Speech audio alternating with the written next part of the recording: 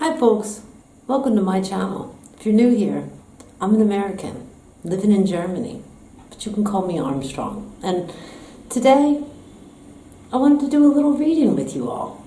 I'll be reading the Communist Manifesto by Karl Marx and Friedrich Engels. Why? Well, I grew up somewhere where this was considered like forbidden knowledge. And it wasn't until I left America, moved to Europe, traveled around, met a lot of different types of people from different backgrounds and different cultures that all really had one thing in common, which was better education than me. That I started to learn about these two guys in general and what the heck they're talking about. And whether you agree with it or not, I think it's pretty interesting, and a lot of what is said in this book I think speaks to current times. But I gotta say before we get started, if you come from a shitty American public education background and grew up also eating propaganda for breakfast like me, I should warn you there's a lot of big words in here you might not know. Feel free to just hit pause and Google. There ain't no shame in that. Learning is half the battle.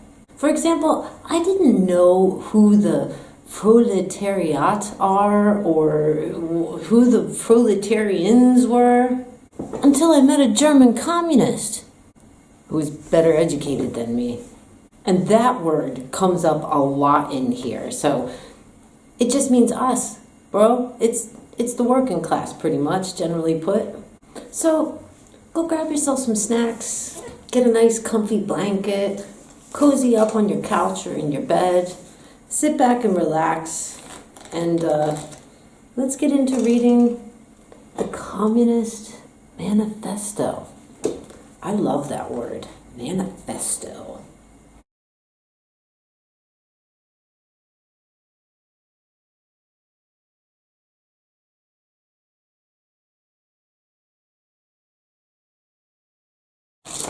So on the first page we have the proletarians have nothing to lose but their chains.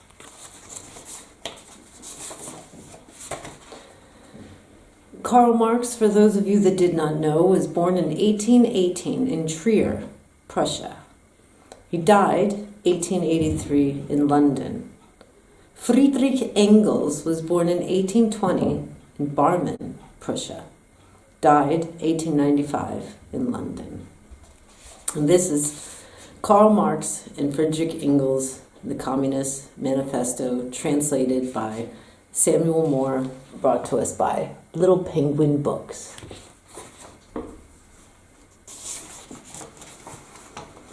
We begin with the Manifesto of the Communist Party. A specter is haunting Europe, the specter of communism. All the powers of old Europe have entered into a holy alliance to exorcise this specter. Pope and Tsar, Metternich and Guizot, French radicals and German police spies. Where is the party in opposition that has not been decried as communistic by its opponents in power? Where the opposition that has not hurled back the branching reproach of communism against the more advanced opposition parties, as well as against the reactionary adversaries? Two things result from this fact. One, communism is already acknowledged by all European powers to be itself a power.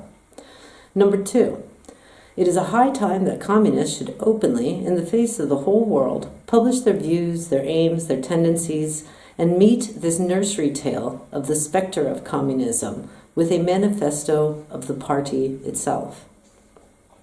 To this end, communists of various nationalities have assembled in London, sketched the following manifesto to be published in the English, French, German, Italian, Flemish, and Danish languages. The bourgeoisie and the proletarians. The history of all hitherto existing society is the history of class struggles. Free man and slave, patrician and plebeian, lord and serf, guild master and journeyman. In a word, oppressor and the oppressed. stood in constant opposition to one another, carried on an uninterrupted, now hidden, now open fight, a fight that each time ended either in a revolutionary reconstruction of a society at large or in the common ruin of the contending classes. In the earlier epochs of history, we find almost everywhere a complicated arrangement of society into various orders, a manifold gradation of social rank. In ancient Rome, we have patricians, knights, plebeians, slaves. In the Middle Ages, feudal lords, vassals, guildmasters, journeymen, apprentices, serfs. In almost all of these classes, again, subordinate gradations. The modern bourgeoisie society that has sprouted from the ruins of feudal society has not done away with class antagonisms. It has but established new classes, new conditions of oppression, new forms of struggle in place of the old ones. Our epoch, the epoch of the bourgeoisie, possesses, however, the distinctive feature. It has simplified the class antagonisms. Society as a whole is more and more splitting up into two great hostile camps, into two great classes directly facing each other, bourgeoisie and proletariat. From the serfs of the Middle Ages sprang the chartered burghers of the earliest towns. From these burgesses, the first elements of the bourgeoisie were developed. The discovery of America, the rounding of the Cape, opening up fresh ground for the rising bourgeoisie. The East Indian and Chinese markets, the colonization of America, trade with the colonies, the increase in the means of exchange and in commodities generally, gave to commerce, to navigation, to industry, an impulse never known before, and thereby to the revolutionary element in the tottering feudal society of rapid development. The feudal system of industry, under which industrial production was monopolized by closed guilds, now no longer sufficed for the growing wants of the new markets. The manufacturing system took its place. The guild masters were pushed on one side by the manufacturing middle class. Division of labor between the different corporate guilds vanished in the face of division of labor in each single workshop. Meantime, the markets kept ever growing, the demand ever rising. Even manufacture no longer sufficed. Thereupon, steam and machinery revolutionized industrial production. The place of manufacture was taken by the giant modern industry. The place of the industrial middle class by industrial millionaires, the leaders of whole industrial armies, the modern bourgeoisie. Modern industry has established the world market, for which the discovery of America paved the way. This market has given an immense development to commerce, to navigation, to communication by land. This development has, in its turn, reacted on the extension of industry, and in proportion as industry, commerce, navigation, railways extended in the same proportion, the bourgeoisie developed, increased its capital, pushed into the background every class handed down from the Middle Ages. We see, therefore, how the modern bourgeoisie is itself the product of a long course of development, of a series of revolutions in the modes of production and in exchange. Each step in the development of the bourgeoisie was accompanied by a corresponding political advance of that class. An oppressed class under the sway of the feudal nobility, an armed and self-governing association in the medieval commune, here independent urban republic, as in Italy and Germany, their taxable third estate of the monarchy, as in France, afterwards, in the period of manufacture proper, serving either the semi-feudal or the absolute monarchy as a counterpoise against the nobility, and, in fact, cornerstone of the great monarchies. In general, the bourgeoisie has at last, since the establishment of modern industry and the world market, conquered for itself, in the modern representative state, exclusive political sway. The executive of the modern state is but a committee for managing the common affairs of the whole bourgeoisie. The bourgeoisie, historically, has played a most revolutionary part. The bourgeoisie wherever it has got the upper hand, has put an end to all feudal, patriarchal, idyllic relations. It has pitilessly torn asunder the motley feudal ties that bound man to its natural superiors, and has left remaining no other nexus between man and man than naked self-interest, than callous cash payments. It has drowned the most heavenly ecstasies of religious fervor, of chivalrous enthusiasm, of Philistine sentimentalism in the icy water of egotistical calculation. It has resolved personal worth into exchange value, and in place of the numberless, indefeasible chartered freedoms has set up the single unconscionable freedom, free trade. In one word for exploitation, veiled by religious and political illusions, it has substituted naked, shameless, direct, brutal exploitation. The bourgeoisie has stripped of its halo every occupation hitherto honored and looked up to with reverent awe. It has converted the physician, the lawyer, the priest, the poet, the man of science, into its paid wage laborers. The bourgeoisie has torn away from the family its sentimental veil and has reduced the family relations to mere money relations. The bourgeoisie has disclosed how it came to pass the brutal display of vigor in the Middle Ages, which reactionists so much admire, found its fitting complement in the most slothful indolence. It has been the first to show what man's activity can bring about. It has accomplished wonders far surpassing Egyptian pyramids, Roman aqueducts, and Gothic cathedrals. It has conducted expeditions and put in the shade all former exoduses of nations and crusades. The bourgeoisie cannot exist without constantly revolutionizing the instruments of production and therefore the relations of production, and with them the whole relations of society. Conservation of the old modes of production in unaltered forms was, on the contrary, to the first condition of existence for all earlier industrial classes. Constant revolutionizing of production, uninterrupted disturbance of all social conditions, everlasting uncertainty and agitation distinguish the bourgeoisie epoch from all earlier ones. All fixed, fast-frozen relations with their train of ancient and venerable prejudices and opinions are swept away. All new-formed ones become antiquated before they can ossify. All that is solid melts into air. All that is holy is profaned, and man is at last compelled to face with sober senses his real conditions of life, his relations with his kind. The need of constantly expanding market for its products chases the bourgeoisie all over the world's surface of the globe. It must nestle everywhere, settle everywhere, establish connections everywhere. The bourgeoisie has, through its exploitations of the world market, given a cosmopolitan character to production and consumption in every country. To the great chagrin of reactionists, it has drawn from under the feet of industry the national ground on which it stood. All old established national industries have been destroyed or are daily being destroyed.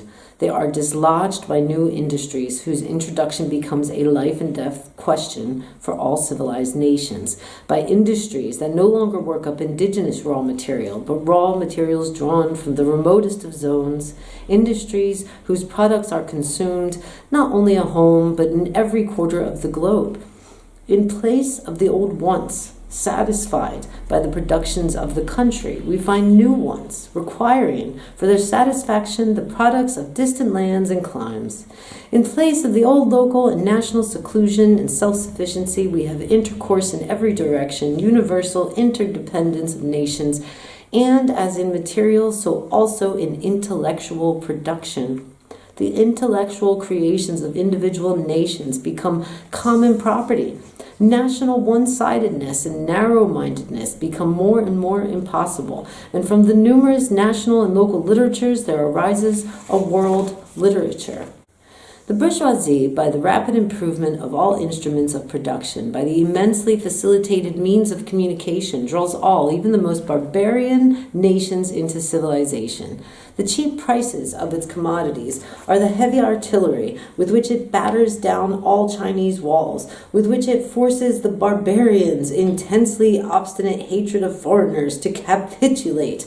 It compels all nations, on pain of extinction, to adopt the bourgeois mode of production. It compels them to introduce what it calls civilization into their myths, i.e., to become bourgeoisie themselves.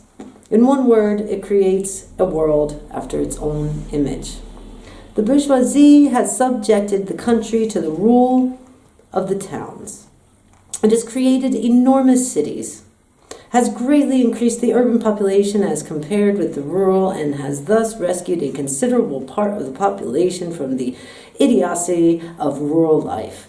Just as it has made the country dependent on the towns, so it has made barbarian and semi-barbarian countries dependent on the civilized ones. Nations of peasants on nations of bourgeoisie, the East on the West. The bourgeoisie keeps more and more doing away with the scattered state of the population, of the means of production, and of property. It has agglomerated population, centralized means of production, and has concentrated property into a few hands. The necessary consequence of this was political centralization. Independent, or but loosely connected, provinces with separate interest, laws, governments, and systems of taxation became lumped together into one nation with one government, one code of laws, one national class interest, one frontier, and one customs tariff. The bourgeoisie, doing its rule of scarce 100 years, has created more massive and more colossal productive forces than have all preceding generations together. Subjugation of nature's forces to man, machinery, application of chemistry to industry and agriculture, steam navigation, railways, electric telegraphs, clearing of whole continents for cultivation, canalization of rivers, whole populations conjured out of the ground. What earlier century had even a presentiment that such productive forces slumbered in the lap of social labor? We see then the means of production and of exchange, on whose foundation the bourgeoisie built itself up, were generated in feudal society. At a certain stage in the development of these means of production and of exchange, the conditions under which feudal society produced and exchanged, the feudal organizations of agriculture and manufacturing industry, in one word, the feudal relations of property, became no longer compatible with the already developed productive forces. They became so many fetters. They had to be burst asunder. They were burst asunder. Into their place stepped free competition, accompanied by a social and political constitution adapted to it, and by the economical and political sway of the bourgeoisie class. A similar movement is going on before our own eyes. Modern bourgeois society, with its relations of production, of exchange, and of property, a society that has conjured up such gigantic means of production and of exchange, is like the sorcerer who is no longer able to control the powers of the netherworld, whom he has called upon by his spells. For many a decade past, the history of industry and commerce is but the history of the revolt of modern productive forces against modern conditions of production, against the property relations that are the conditions for the existence of the bourgeoisie and of its rule. It is enough to mention the commercial crises that by their periodical return put on its trial each time more threateningly the existence of the entire bourgeois society. In these crises, a great part not only of the existing products, but also of the previously created productive forces are periodically destroyed. In these crises, these breaks out an epidemic that in all earlier epochs would have seemed an absurdity. The epidemic of overproduction. Society suddenly finds itself put back into the state of momentary barbarism. It appears as if a famine, a universal war of devastation, had cut off the supply of every means of subsistence. Industry and commerce seem to be destroyed. And why?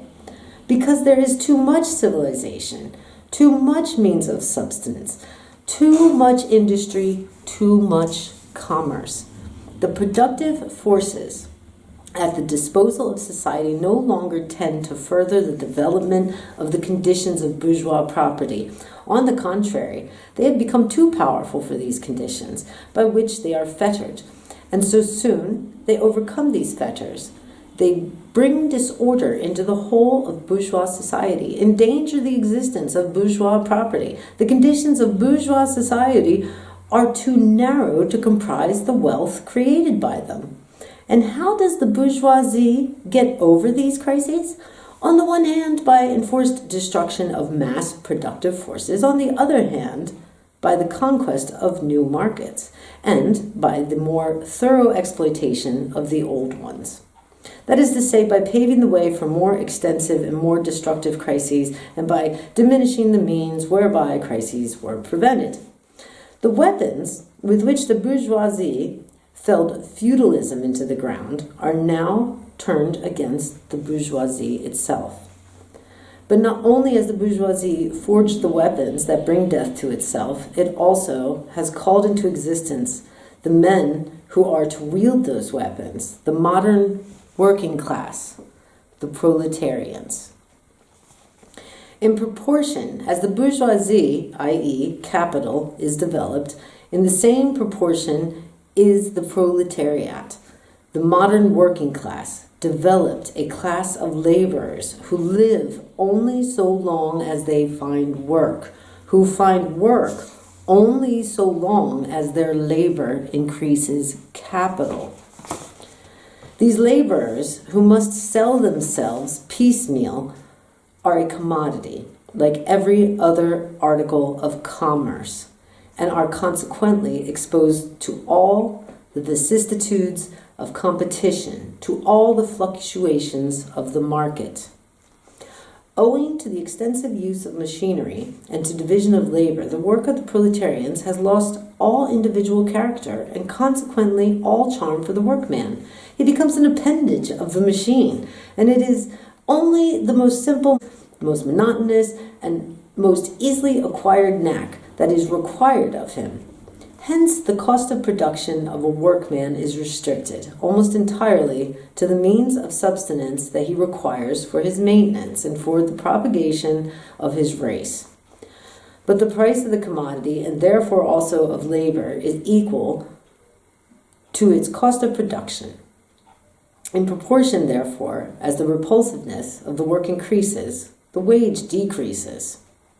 Nay, more, in proportion as the use of machinery and division of labor increases, in the same proportion the burden of toil also increases, whether the prolongation of the working hours by increase of the work extracted in a given time or by increased speed of the machinery, etc.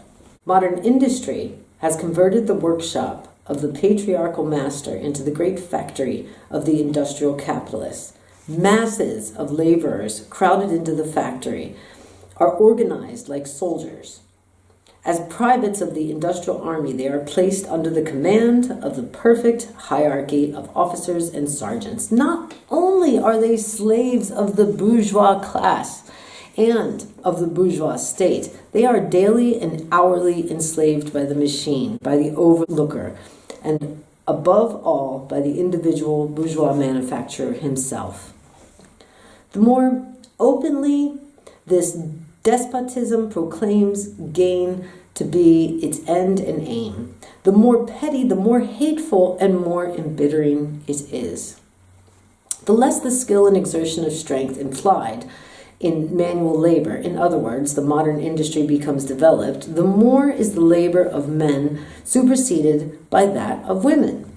Differences of age and sex have no longer any distinctive social validity for the working class. All are instruments of labor, more or less expensive to use according to their age and sex.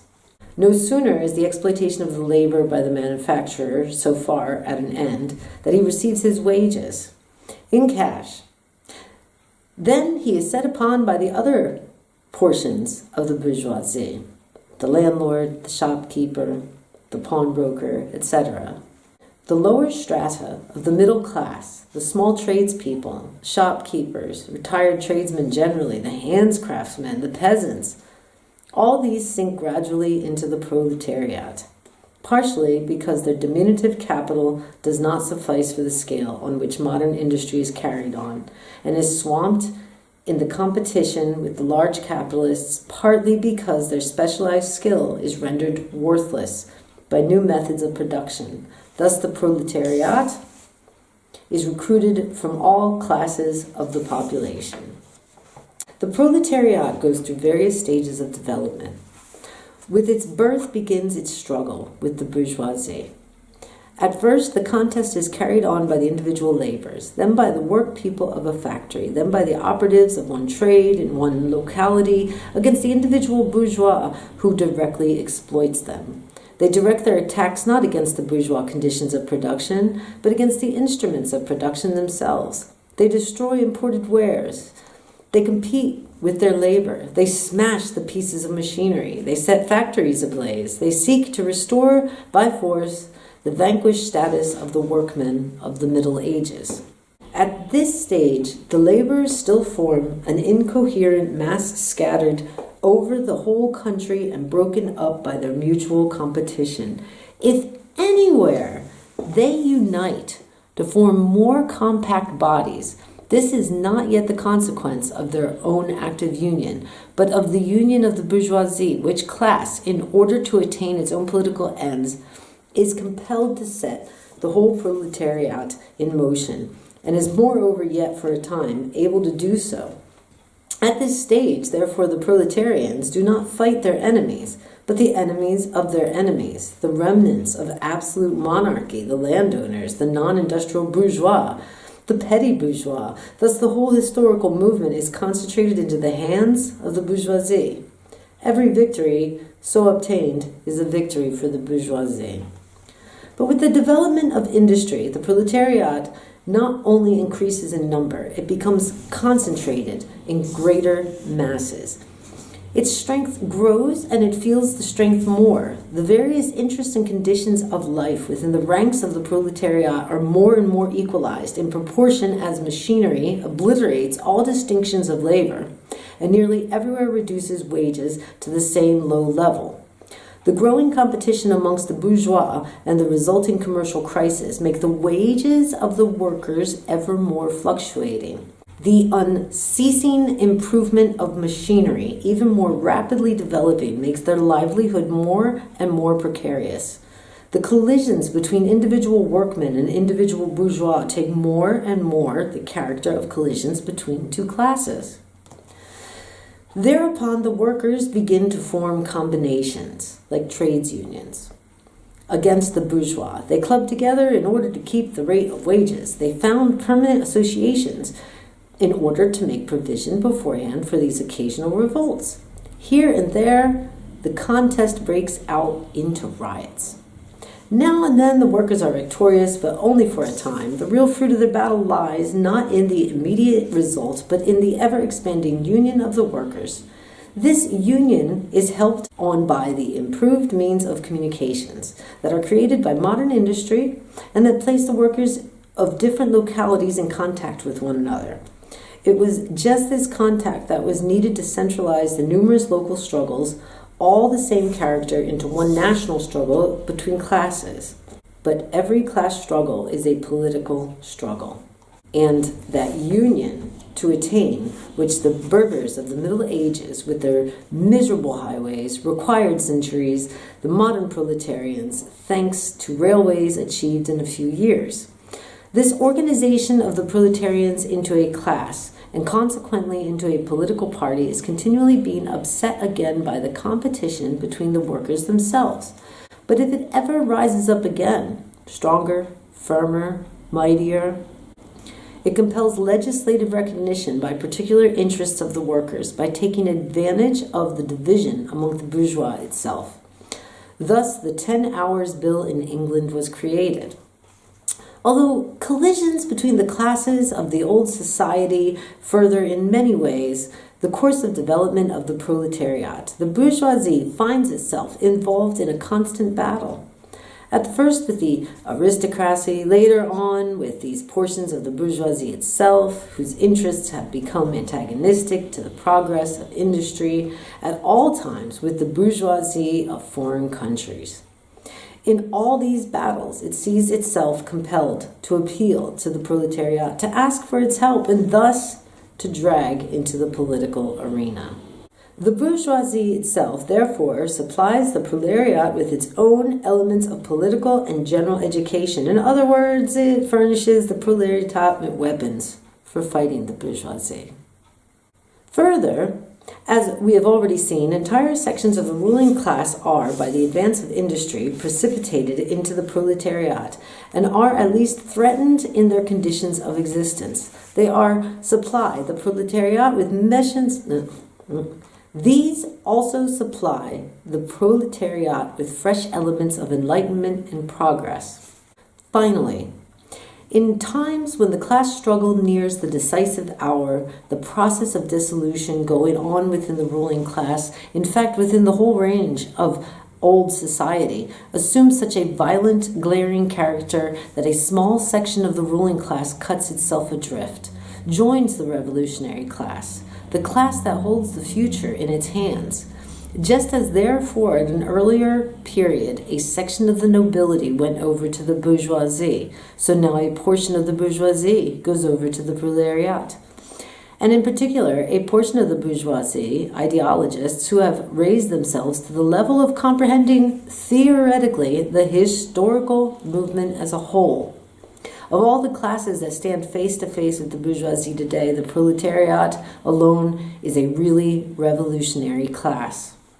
The other classes decay and finally disappear into the face of modern industry. The proletariat is its special and essential product. The lower middle class, the small manufacturer, the shopkeeper, the artisan, the peasant, all these fight against the bourgeoisie to save from extinction their existence as fractions of the middle class. They are therefore not revolutionary but conservative. Nay, more, they are reactionary. For they try to roll back the wheel of history. If by chance they are revolutionary, they are so only in the view of their impending transfer into the proletariat. Thus, they defend not their present but their future interests. They desert their own standpoint to place themselves at that of the proletariat. The dangerous class, the social scum, that passively rotting mass thrown off by the lowest layers of old society, may here and there be swept into the movement by a proletarian revolution. Its conditions of life, however, prepare it far more for the part of bribed tool of reactionary intrigue. In the conditions of the proletariat, those of old society at large are already virtually swamped. The proletarian is without property. His relation to his wife and children has no longer anything in common with the bourgeois family relations. Modern industrial labor, modern subjugation to capital, the same in England as in France, in America as in Germany, has stripped him of every trace of national character. Law, morality, religion are to him so many bourgeois prejudices behind which lurks in ambush just as many bourgeoisie interests. All the preceding classes that got the upper hand sought to fortify their already acquired status by subjugating society at large to their conditions of appropriation. The proletarians cannot become masters of the productive forces of society except by abolishing their own previous mode of appropriation and thereby also every other previous mode of appropriation. They have nothing of their own to secure and to fortify. Their mission is to destroy all previous securities for the insurances of individual property. All previous historical movements were movements of minorities, or in the interests of minorities. The proletarian movement is the self-conscious, independent movement of the immense majority, in the interest of the immense majority. The proletariat, the lowest stratum of our present society, cannot stir, cannot raise itself up without the whole superincumbent strata of official society being sprung into the air. Though not in substance, yet in form, the struggle of the proletariat with the bourgeoisie is at first a national struggle. The proletariat of each country must, of course, first of all, settle matters with its own bourgeoisie. In depicting the most general phases of the development of the proletariat, we trace the more or less veiled civil war, raging within existing society up to the point where the war breaks out into open revolution, and where violent overthrow and the bourgeoisie lays foundation for the sway of the proletariat. Hitherto, every form of society has been based, as we have already seen, on the antagonisms of oppressing and oppressed classes. But in order to oppress a class, certain conditions must be assured to it under which it can at least continue to its slavish existence. The serf in the period of serfdom raised himself to membership in the commune, just as the petty bourgeoisie under the yoke of feudal absolutism managed to development into the bourgeoisie. The modern laborer, on the contrary, instead of rising with the progress of industry, sinks deeper and deeper below the conditions of existence of its own class. He becomes a pauper, and pauperism develops more rapidly than population and wealth.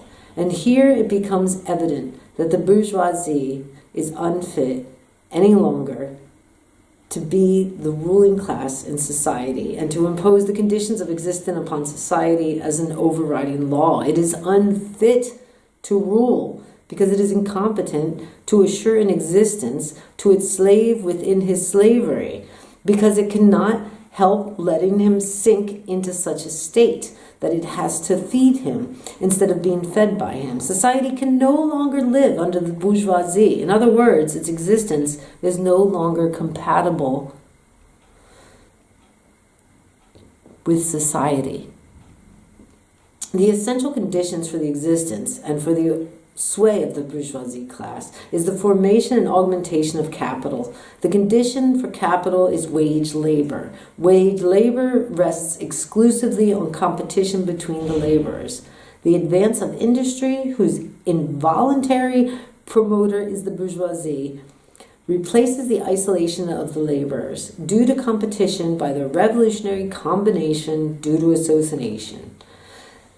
The development of the modern industry, therefore, cuts from under its feet the very foundation on which the bourgeoisie produces and appropriates products. What the bourgeoisie, therefore, produces, above all, is its own grave diggers. Its fall and the victory of the proletariat are equally inevitable. That brings us to Chapter 2, Proletarians and the Communists. In what relation do the communists stand to the proletarians as a whole?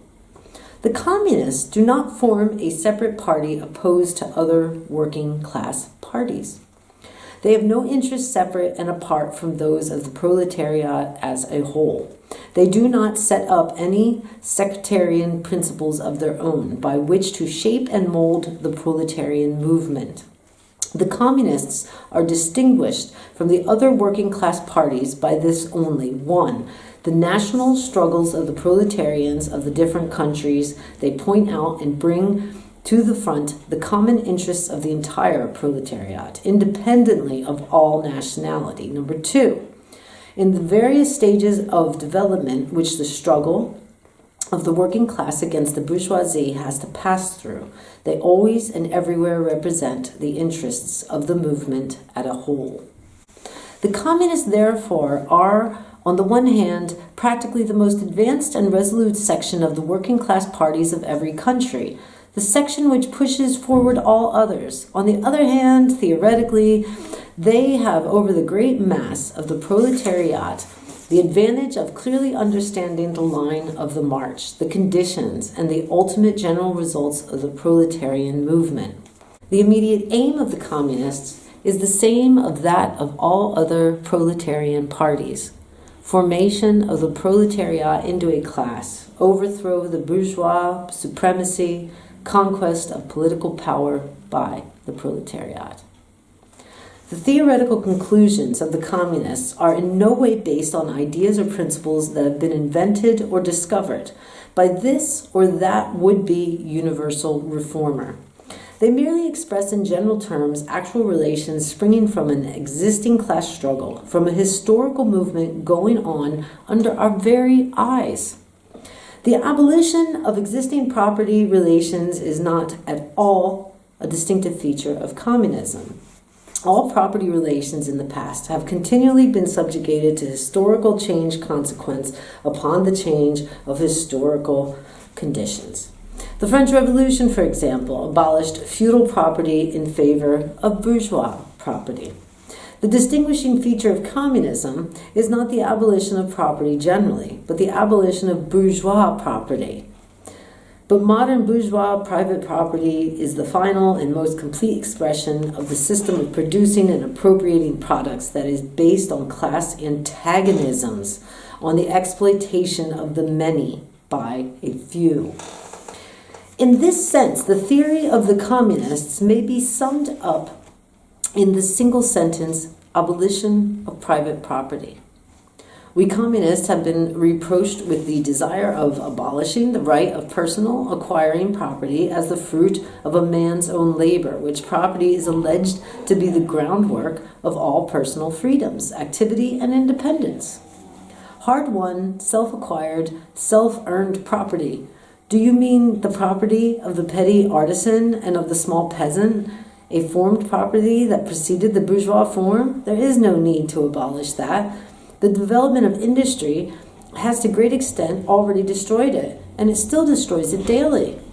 Or do you mean the modern bourgeois private property? But does wage labor create any property for the laborer? Not a bit. It creates capital, i.e., the kind of property that exploits wage labor, which cannot increase except upon condition of begetting new supply of wage labor for fresh exploitations. Property, in its present form, is based on the antagonism of capital and wage labor. Let's examine both sides of this antagonism. To be a capitalist is to not only have a purely personal but a social status in production. Capital is a collective product, and only by the united action of many members of a society can it be set in motion. Capital is therefore not a personal, it is a social power. When therefore capital is converted into common property, into the property of all members of society, personal property is not thereby transformed into social property. It is only the social character of the property that is changed. It loses its class character. Let us now take wage labor. The average price of wage labor is the minimum wage, i.e., the quantum of the means of subsistence which is absolutely requisite to keep the laborer in a bare existence as a laborer. What, therefore, the wage laborer appropriates by means of his labor merely suffices to prolong and reproduce a bare existence. We by no means intend to abolish this personal appropriation of the products of labor, an appropriation that is made for the maintenance and reproduction of human life and that leaves no surplus wherewith to command the labor of others. All that we want to do away with is the miserable character of this appropriation, under which the laborer lives merely to increase capital, and is allowed to live only insofar as the interest of the ruling class requires it. In bourgeois society, living labor is but a means to increase accumulated labor. In communist society, accumulated labor is but a means to widen, to enrich, to promote the existence of the laborer. In bourgeois society, therefore, the past dominates the present. In communist society, the present dominates the past. In bourgeois society, capital is independent and has individuality, while the person is dependent and has no individuality. And the abolition of this state of things is called by the bourgeois abolition of individuality and freedom. and rightly so. The abolition of bourgeois individuality, bourgeois independence, and bourgeois freedom is undoubtedly aimed at. By freedom is meant under the present bourgeois conditions of production, free trade, free selling, and buying. But if selling and buying disappears, free selling and buying disappears also.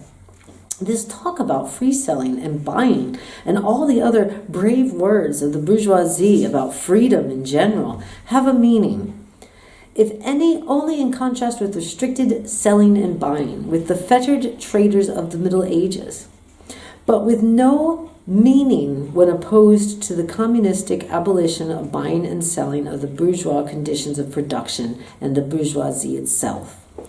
You are horrified at our intending to do away with private property.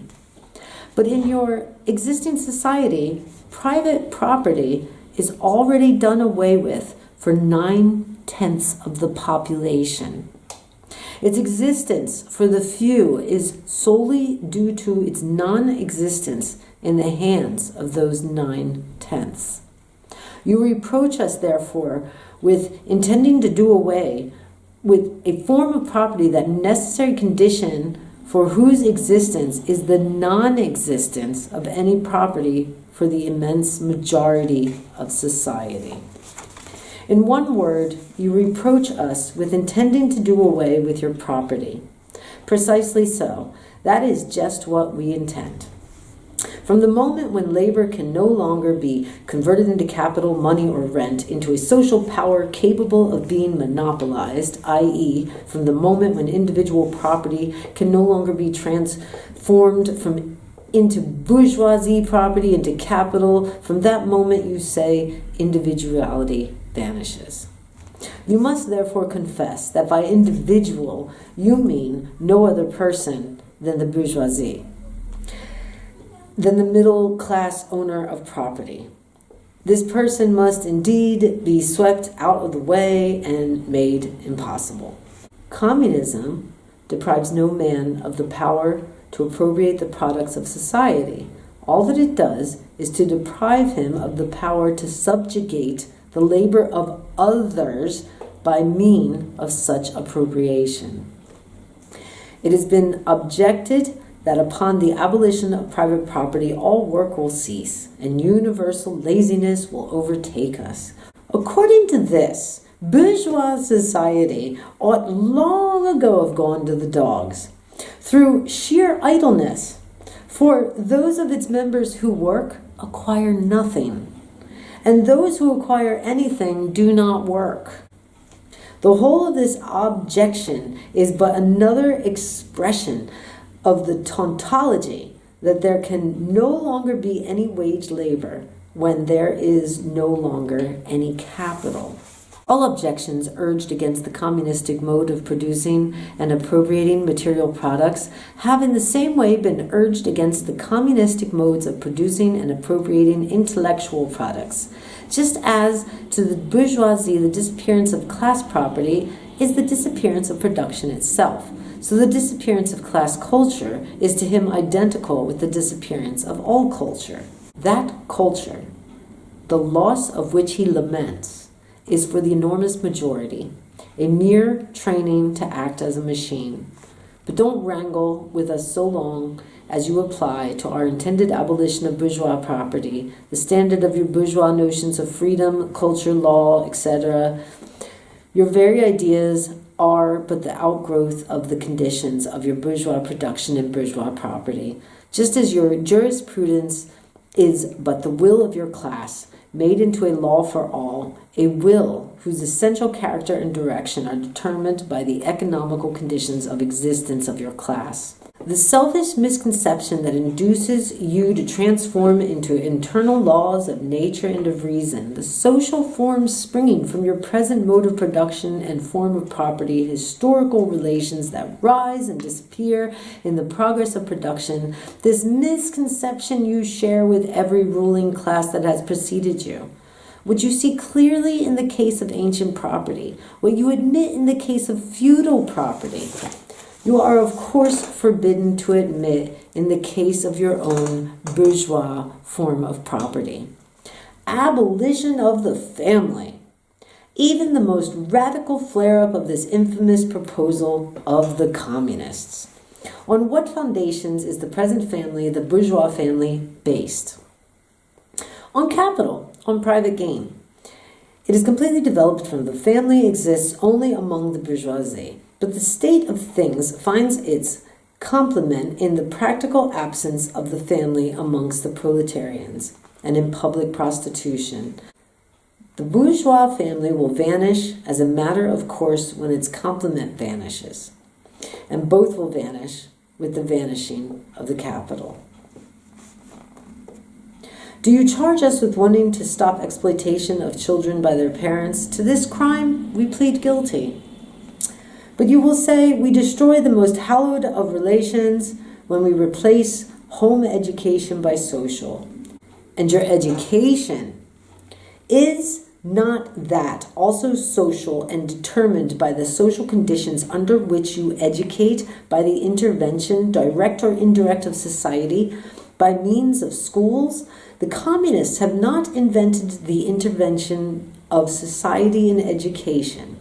They do but seek to alter the character of that intervention and to rescue education from the influence of the ruling class. The bourgeois claptrap about the family and education and the hallowed correlations of parent and child becomes all the more disgusting, the more by the actions of modern industry all family ties amongst the proletarians are torn asunder and their children transformed into simple articles of commerce and instruments of labor. But you communists would introduce community of women, screams the whole bourgeoisie in chorus. The bourgeoisie sees his wife as a mere instrument of production. He hears that the instruments of production are to be exploited in common, and naturally can come to no other conclusion than that lot of being common to all will likewise fall to the woman. He has not even a suspicion that the real point aimed at is to do away with the status of women as mere instruments of production. For the rest, nothing is more ridiculous than the virtuous indignation of our bourgeois at the community of women, which they pretend to be openly and officially established by the communists. The communists have no need to introduce community of women. It has existed almost from time immemorial. Our bourgeois, not content with having the wives and daughters of the proletarians at their disposal, not to speak of common prostitutes, take the greatest pleasure in seducing each other's wives. Bourgeois marriage is in reality a system of wives in common, and thus, at the most, what the communists might possibly be reproached with is that they desire to introduce in substitution for this hypocritically concealed and openly legalized community of women. For the rest, it is self-evident that the abolition of the present system of production must bring with it the abolition of community of women springing from that system, i.e. of prostitution, both public and private. The communists are further reproached with desiring to abolish countries and nationality. The working men have no country. We cannot take from them what they have not got. Since the proletariat must first of all acquire political supremacy, must rise to be the leading class of the nation, must constitute itself the nation, it is so far itself national, though not in the bourgeois sense of the word. National differences and antagonisms between people are daily and more vanishing, owing to the development of the bourgeoisie, to freedom of commerce, to the world market, to uniformity in the mode of production and in the condition of life corresponding thereto. The supremacy of the proletariat will cause them to vanish still faster.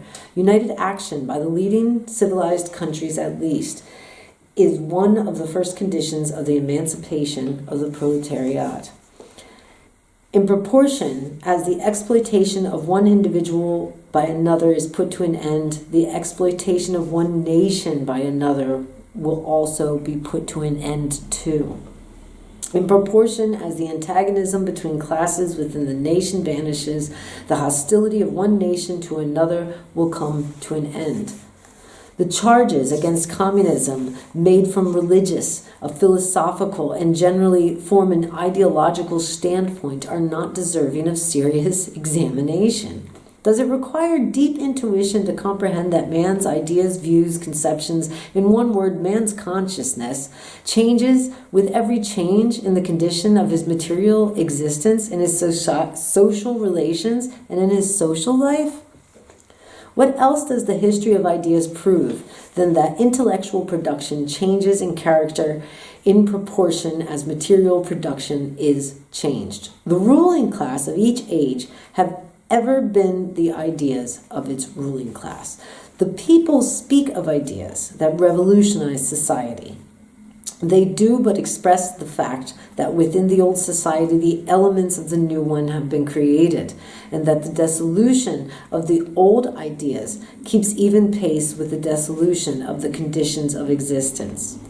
When the ancient world was in its last throes, the ancient religions were overcome by Christianity. When Christian ideas succumbed to the 18th century to rationalist ideas, feudal society fought its death battle with the then revolutionary bourgeoisie. The ideas of religious liberty and freedom of conscience merely gave expression to the sway of free competition within the domain of knowledge. Undoubtedly, it will be said, religious, moral, philosophical, and juridical ideas have been modified in the course of historical development, but religion, morality, philosophy, political science, and law constantly survived this change. There are, besides eternal truths such as freedom, justice, etc., there are common to all states of society. But communism abolishes eternal truths. It abolishes all religion and all morality instead of constituting them on a new basis. It therefore acts in contradiction to all past historical experience. What does the accusation reduce itself to? The history of all past society has consisted in the development of the class antagonisms that assumed different forms of different epochs. But whatever form they may have taken, one fact is common to all past ages: the exploitation of one part of society by another. No wonder then that the social consciousness of past ages, despite all the multiplicity and variety it displays, moves within certain common forms or general ideas, which cannot completely vanish except with the total disappearance of class antagonisms. The communist revolution is the most radical rupture with traditional property relations. No wonder that its development involves the most radical rupture with traditional ideas. But let us have done with the bourgeoisie objections to communism. We have seen above the first step to the revolution by the working class is to raise the proletariat to the position of the ruling class, to win the battle of democracy. The proletariat will use its political supremacy to wrest by degrees all capital from the bourgeoisie, to centralize all instruments of production into the hands of the state, i.e. the proletariat organized as the ruling class, and to increase the total of productive forces as rapidly as possible. Of course, in the beginning, this cannot be effected by means of despotic inroads on the rights of property and on the conditions of bourgeois productions, by means of measures, therefore, which appear economically insufficient and untenable, but which in the course of the movement outstrip themselves, necessitate further inroads upon the old social order, and are unavoidable as a means of entirely revolutionizing the mode of production. These measures will of course be different in different countries. Nevertheless, in the most advanced countries, the following will be pretty generally applicable. 1. Abolition of property in land and application of all rent of lands to public purposes. 2. A heavy, progressive, or graduated income tax. 3. Abolition of all rights of inheritance. 4. confiscation of all property of all immigrants and rebels. Number 5, centralization of credit in the hands of the state by means of the national bank with state capital and an exclusive monopoly. Number 6, centralization of the means of communication and transport into the hands of the state. Number 7, extension of factories and instruments of production owned by the state, the bringing into cultivation of wastelands, and the improvement of the soil generally in accordance with the common plan. Number 8, equal liability of all to labor, establishment of industrial armies, especially for agriculture.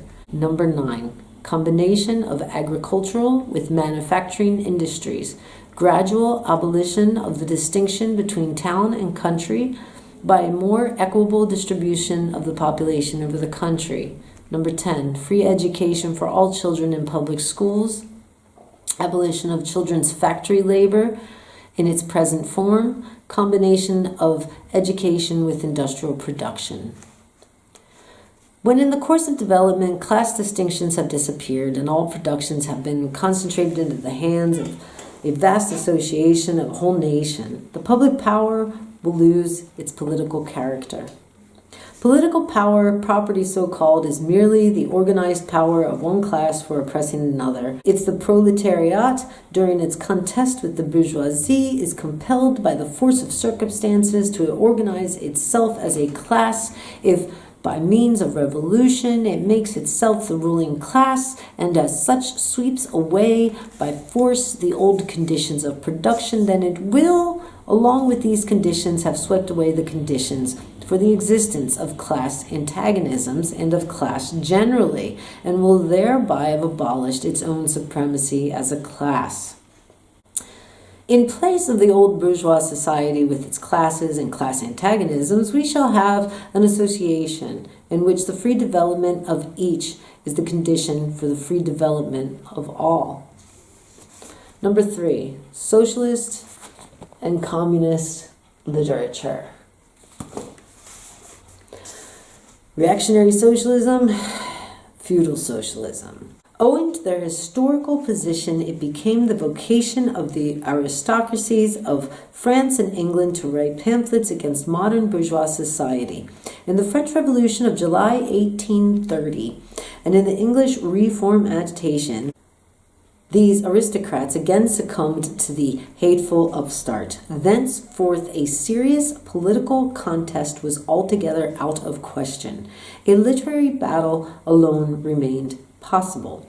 But even in the domain of literature, the old cries of the Restoration period had become impossible. In order to arouse sympathy, the aristocrats were obliged to lose sight, apparently, of their own interests and to formulate their indictment against the bourgeoisie in the interest of the exploited working class alone.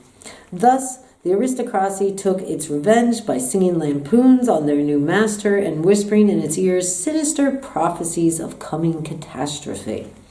In this way arose feudal socialism, half lamentation, half lampoon, half echo of the past, half menace of the future, at times by its bitter, witty, incisive criticism striking the bourgeoisie in the very heart's core, but always ludicrous in its effect, through total incapacity to comprehend the march of modern history. The aristocracy, in order to rally the people to them, waved the proletarian alms bag in front of the banner.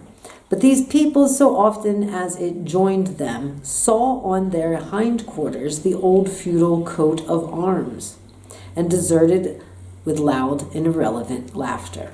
One section of the French Legitimists and Young England exhibited this spectacle.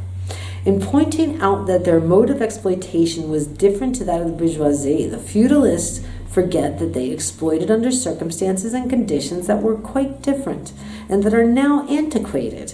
In showing that under their rule the modern proletariat never existed, they forgot that the modern bourgeoisie is the necessary offspring of their own form of society.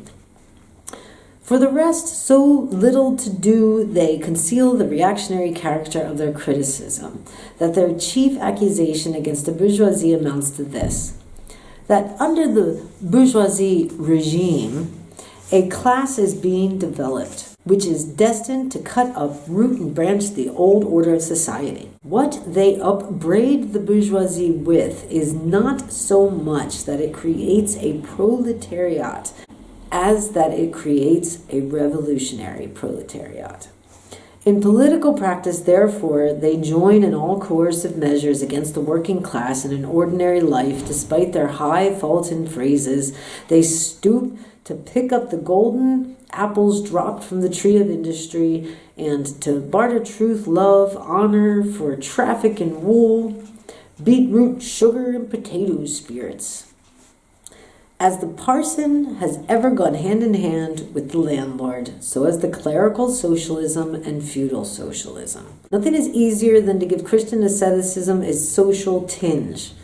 Has not Christianity declaimed against private property, against marriage, against the state? Has it not preached in the place of these charity and poverty, celibacy and mortification of the flesh, monastic life and mother church? Christian socialism is but the holy water with which the priest consecrates the heart burnings of the aristocrat. Petty bourgeoisie socialism. The feudal aristocracy was not the only class that was ruined by the bourgeoisie, not the only class whose conditions of existence pinned and perished in the atmosphere of modern bourgeois society. The medieval burgesses and the small peasant proprietors were the precursors of the modern bourgeoisie. In other countries which are but little developed industrially and commercially, these two classes still vegetate side by side with the rising bourgeoisie. In countries where modern civilization has become fully developed, a new class of petty bourgeoisie has been formed, fluctuating between proletariat and bourgeoisie and ever renewing itself as a supplementary part of bourgeoisie society. The individual members of the society, however, are being constantly hurled down into the proletariat by the actions of competition, and as modern industry develops, they even see the moment approaching when they will completely disappear as an independent section of modern society, to be replaced in manufacture, agriculture, and commerce by overlookers, bailiffs, and shopmen. In countries like France, where the peasants constitute far more than half of the population, it was natural that writers who sided with the proletariat against the bourgeoisie should use in their criticisms of the bourgeoisie regime the standard of the peasant and petty bourgeoisie, and from the standpoint of these intermediate classes should take up the cudgels for the working class. Thus arose petty bourgeoisie socialism. Sismondi was the head of the school, not only in France but also in England. The school of socialism dissected with great acuteness the contradictions in the conditions of modern production. It has laid bare the hypocritical apologies of economists. It proved incontrovertibly the disastrous effect of machinery and division of labor, the concentration of capital and land in a few hands, overproduction, and crises. It pointed out the inevitable ruin of the petty bourgeoisie and peasant, the misery of the proletariat, the anarchy in the production, the crying inequalities in the distribution of wealth, the industrial war of extermination between nations, the disillusion of old moral bounds, of the old family relations, of the old nationalities. In its positive aims, however, the form of socialism aspires either to restoring the old means of production and of exchange, and with them the old property relations and the old society, or to cramping the modern means of production and of exchange within the framework of the old property relations that have been and were bound to be exploited by those means. In either case, it is both reactionary and utopian. Its last words are corporate guilds for manufacture, patriarchal relations in agriculture. Ultimately, when stubborn historical facts had dispersed all intoxicating effects of self-deception, this form of socialism ended in a miserable fit of the blues. German, or true socialism. The socialist and communist literature of France, literature that originated under the pressure of bourgeoisie in power, and that was the expression of the struggle against the power, was introduced into Germany at a time when the bourgeoisie in that country had just begun its contest with feudal absolutism. German philosophers, would-be philosophers, and beaux esprits eagerly seized on this literature, only forgetting that when these writings immigrated from France to Germany, French social conditions had not immigrated along with them. In contact with German social conditions, this French literature lost all its immediate practical significance and assumed a purely literary aspect. Thus, to the German philosophers of the 18th century, the demands of the First French Revolution were nothing more than the demands of the practical reason in general, and the utterance of the will of the revolutionary French bourgeoisie signified in their eyes the laws of pure will, of will as it was bound to be, of true human will generally. The work of the Germans literary consisted solely on the bringing the new French ideas into harmony with their ancient philosophical conscience, or rather in annexing the French ideas without deserting their philosophic point of view. This annexation took place in the same way in which a foreign language is appropriated, namely by translation. It will be known how the monks wrote silly lives of Catholic saints over the manuscripts on which the classical works of ancient heathendom had been written. The German literati reversed this process with the profane French literature. They wrote their philosophical nonsense beneath the French original. For instance, beneath the French criticisms of the economic functions of money, they wrote alienation of humanity. And beneath the French criticisms of the bourgeois state, they wrote dethronement of the category of the general, and so forth. The introduction of these philosophical phrases at the back of the French historical criticisms they dubbed philosophy of action, true socialism, German science and socialism, philosophical foundation of socialism, and so on. The French socialist and communist literature was thus completely emasculated.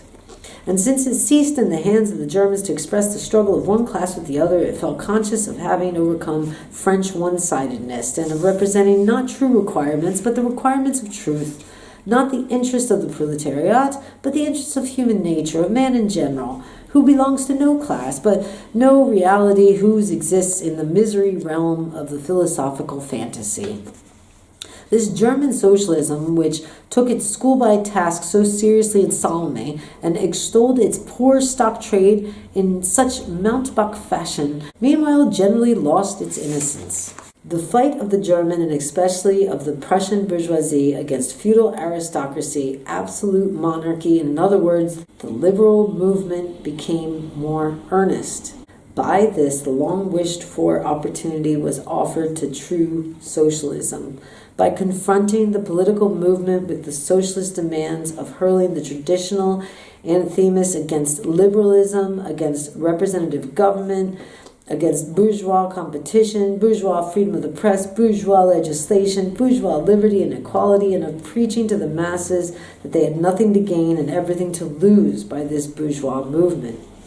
German socialism forgot, in the nick of time, that the French criticism, whose silly echo it was, presupposed the existence of modern bourgeoisie society and its corresponding economic conditions of existence, and the political constitution adapted thereto, and the very things whose attainment was the object of the pending struggle in Germany. To the absolute governments, with the following of parsons, professors, country squires, and officials, it served as a welcome scarecrow to the threatening bourgeoisie. It was a sweet finish after the bitter pills of floggings and bullets with which the same governments just at that time doused the German working class risings.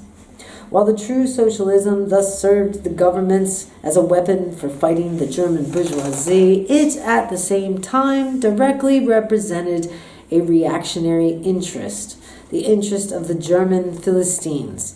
In Germany, the petty bourgeoisie class, a relic of the 16th century, but since then constantly cropping up again under various forms, in the real social basis of the existing state of things. To preserve this class is to preserve the existing state of things in Germany. The industrial and political supremacy of the bourgeoisie threatens it with certain destruction. On the other hand, from the concentration of capital, on the other, from the rise of revolutionary proletariat, true socialism appeared to kill these two birds with one stone, and it spread like an epidemic. The robe of speculative cobwebs, embroidered with the flowers of rhetoric, steeped on the dew of sickly sentiment, the transcendental robe in which the German socialists wrapped their sorry eternal truths, all skin and bone, served to wonderfully increase the sale of their goods amongst the public.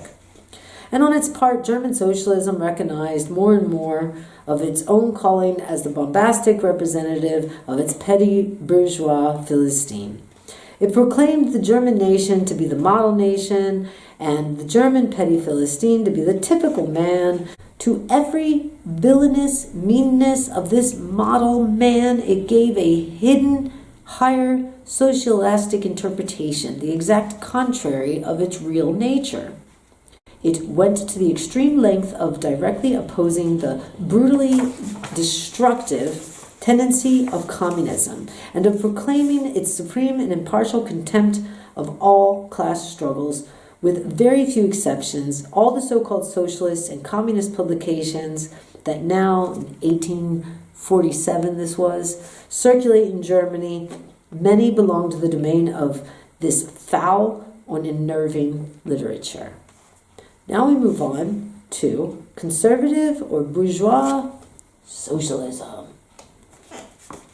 A part of the bourgeoisie is desirous of redressing social grievances in order to secure the continued existence of bourgeois society.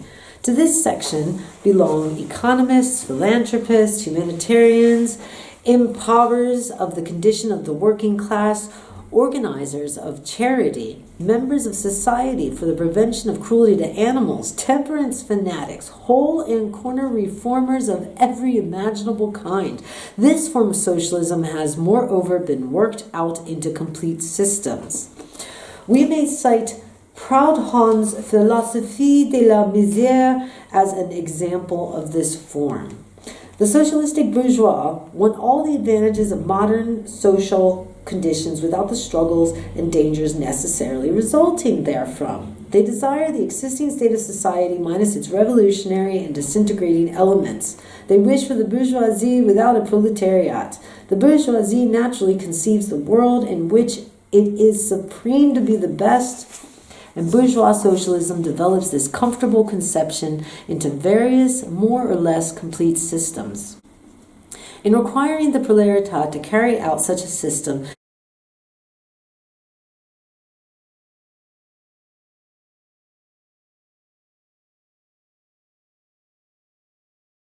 within the bounds of existing society, and should cast away all of its hateful ideas concerning the bourgeoisie.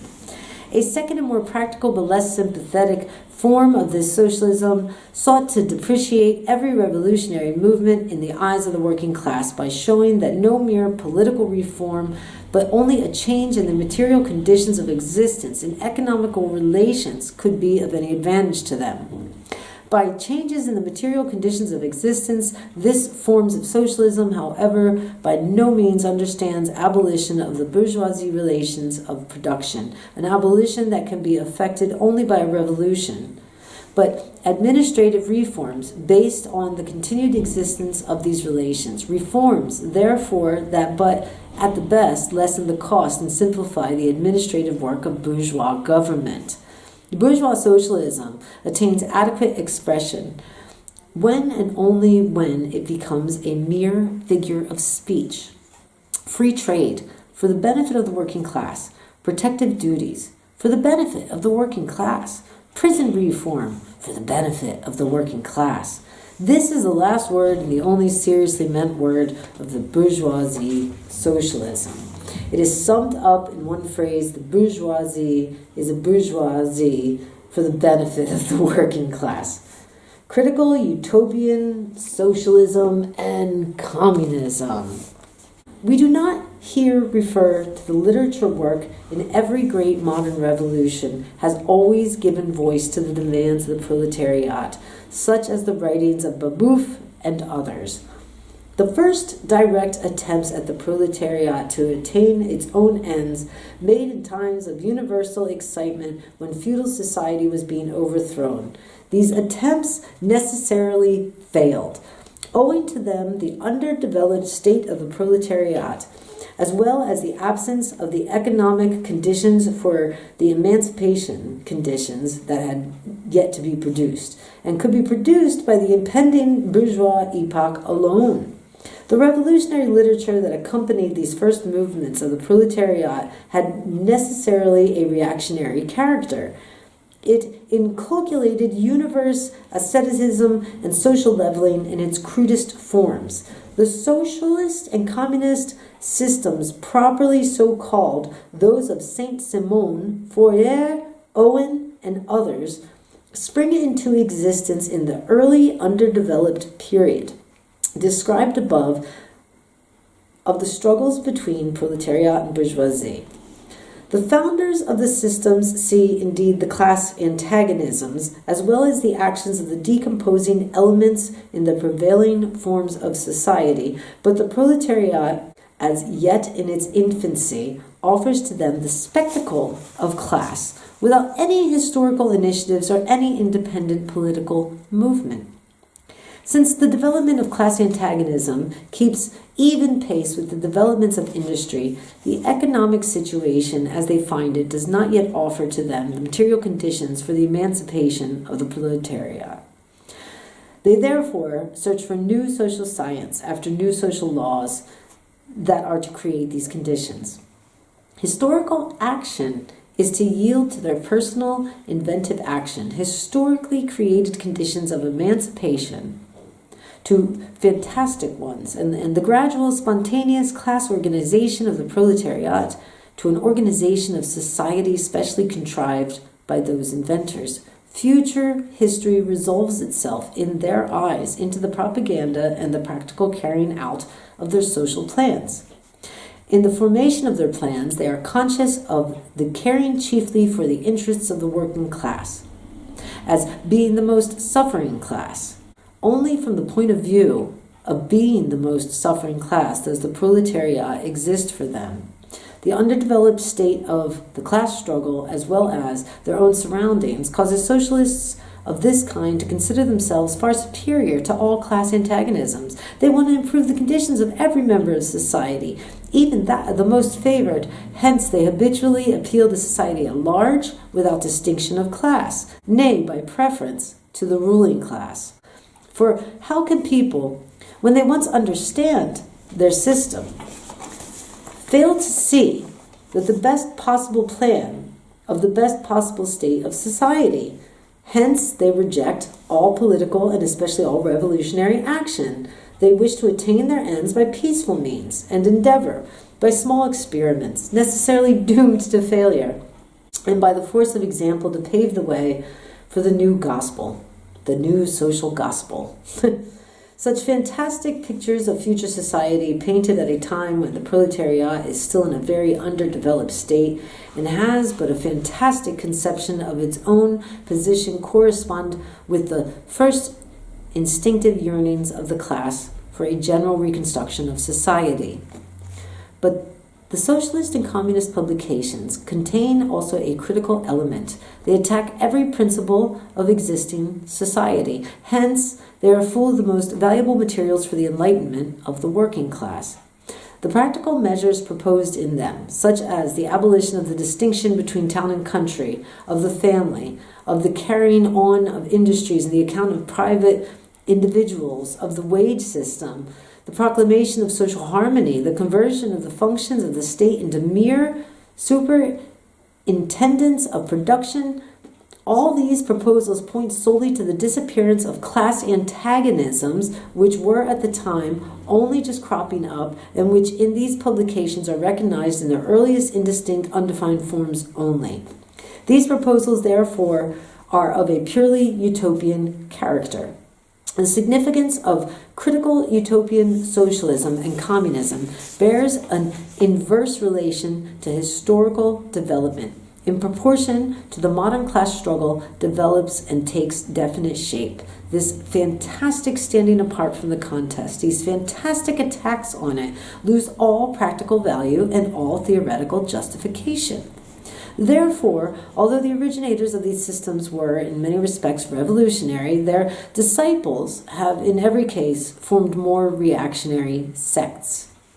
They hold fast by the original views of their masters in opposition to the progressive historical development of the proletariat. They therefore endeavor, and that consistently, to deaden the class struggle and to reconcile the class antagonisms. They still dream of experimental realization of their social utopias, of founding isolated philantropries, or of establishing home colonies, of setting up little Icara editions of New Jerusalem, and to realize all these castles in the air. They are compelled to appeal to the feelings and pursuits of the bourgeoisie. By degrees, they sink into the category of the reactionary conservative socialists depicted above, differing from those only by more systematic pedantry and by their fanatical and superstitious belief in the miraculous efforts of their social science. They therefore violently oppose all political action on the part of the working class. Such action, according to them, can only result from blind unbelief in the new gospel. The Adhds in England and the Fortunists in France respectively opposed the Chartists and the Reformists.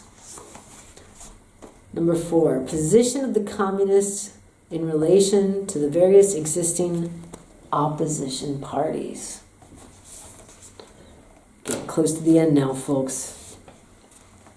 Section 2 has made clear the relations of the communists to the existing working class parties, such as the Chartists in England and the agrarian reformers in America.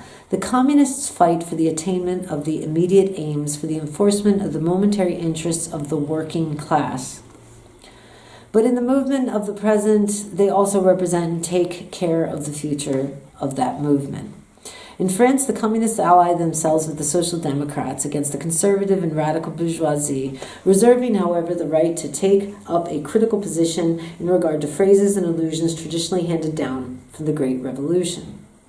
In Switzerland, they support the radicals, without losing sight of the fact that the party consigns of antagonistic elements, partly of democratic socialists in the French sense, partly of radical bourgeois.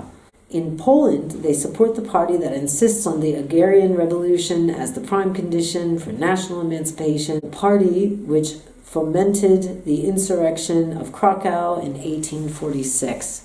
In Germany, they fight with the bourgeoisie whenever it acts in a revolutionary way, against the absolute monarchy, the feudal squirearchy, the petty bourgeoisie, but they never cease for a single instant to instill the working class the clearest possible recognition of the hostile antagonism between bourgeoisie and proletariat, in order that the German workers may straightway use as so many weapons against the bourgeoisie the social and political conditions that the bourgeoisie must necessarily introduce along with its supremacy, and in order that after the fall, the revolutionary classes in Germany, the fight against the bourgeoisie itself may immediately begin. The communists turned their attention chiefly to Germany because their country is on the eve of bourgeoisie revolution that is bound to be carried out under advanced conditions of European civilization, and with a much more developed proletariat than that of England was in the 17th and of France in the 18th century, and because the bourgeois revolution in Germany will be but the prelude to an immediately following proletarian revolution. In short, the communists everywhere support every revolutionary movement against the existing social and political order of things. In all of these movements, they bring to the front as the leading question in each the property question, no matter what its degree of development at the time. Finally, the labor everywhere for the union and agreement of the democratic parties of all countries. The communists disdain to conceal their views and aims. They openly declare that their ends can be attained only by the forcible overthrow of all existing social conditions. Let the ruling class tremble at a communistic revolution.